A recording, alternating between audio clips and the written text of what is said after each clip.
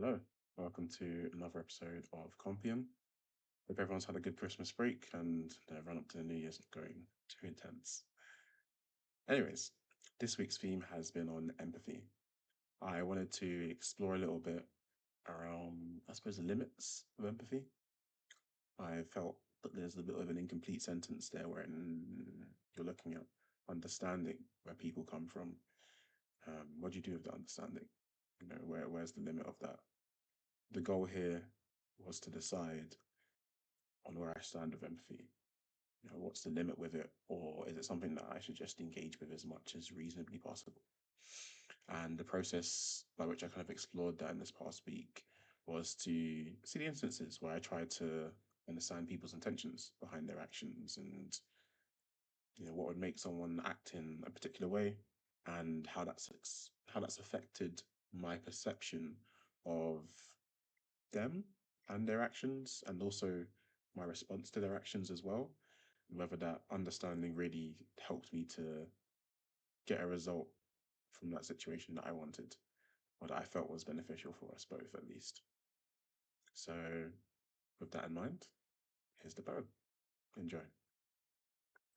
Senses of empathy. To feel where you are, where I touch the same space as you, as close to your truth as possible, blessed to be one with your skin. Though I also suffer, as I am scorched by your flames and bitten by your frost. Is this feeling a curse too? To see where you are, where I view the light that guides your steps and the shadows they cast upon the windows to your soul. Though I question if my sight falls short of your past, clouded by future longings. Is my vision the same as yours? To hear where you are, where I listen to quiet desires and loud worries, to debates of heart and mind, overheard no matter the distance. Though I fear, these ears will mistake the silence of despair for the silence of peace. Is this your rhythm or mine? Welcome back, and thank you for listening to the poem. Before we get into the reflection section, if you're liking the video so far and the poems, please do take the time to like and subscribe. It doesn't take too long and it really helps me out. Also, leave a comment below on any themes that you'd like me to take on for a week. I'd be happy to get some input from my viewers. So, reflection section. This poem was a look into what a sharp double-edged sword empathy is. It allows for the most beautiful connections, for you to thrive and make the most of your relationships with people. It also acts as the gateway to a great deal of a lack of accountability and consequence in your relationships, which inadvertently can lead to a lot of suffering. We have a conflated sense of understanding something with accepting it. If only you understood, then you wouldn't feel so bad about things. I think in a lot of instances, like, issues are still issues. I have a good analogy for this is, let's say due to someone's past history or some sort of condition, right? Every single day they step on your toes, like twice a day. And realistically, that's probably like some damage that you can maybe tolerate for a while, but over the long term, that will accumulate and you don't want smashed up toes, right? And by the time that you probably do say something about it, there would have been instant of it being okay to do.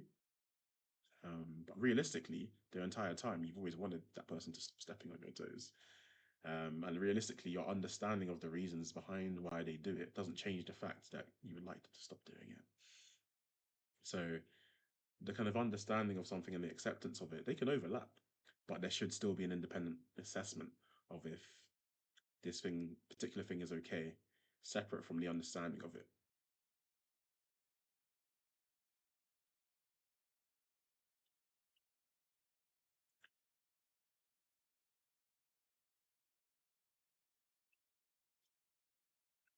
The assessment of if something is okay. The assessment of if something is okay should still happen, separate from the understanding. Um, but the assessment of if something is okay, separate from the understanding of it, should still happen. And the result of that answer, whether it's okay or not, should not be changed simply because you understand the root cause.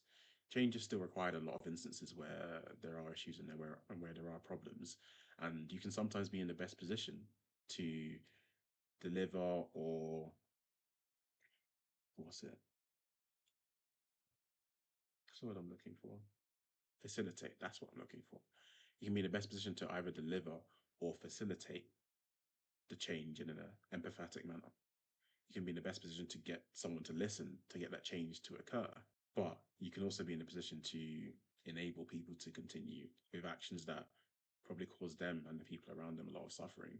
And if there is no consequence, if there is no pressure, accountability to incentivize them to change, then for better or for worse, they will continue with behavior that is destructive to themselves and to the people around them.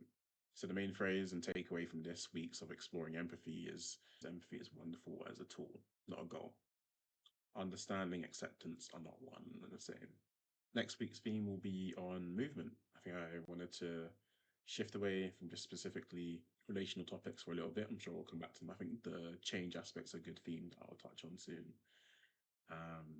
But movement, I wanted to kind of re-engage with what movement goes on around me and really kind of pay attention to my surroundings and what that means for me. Is that movement for our lives? Is that movement in the day to day? So pay attention to nature, the movement within our own bodies, and see what comes of it, really. What kind of associations pop up in my mind. So, yeah, I'll see you next week.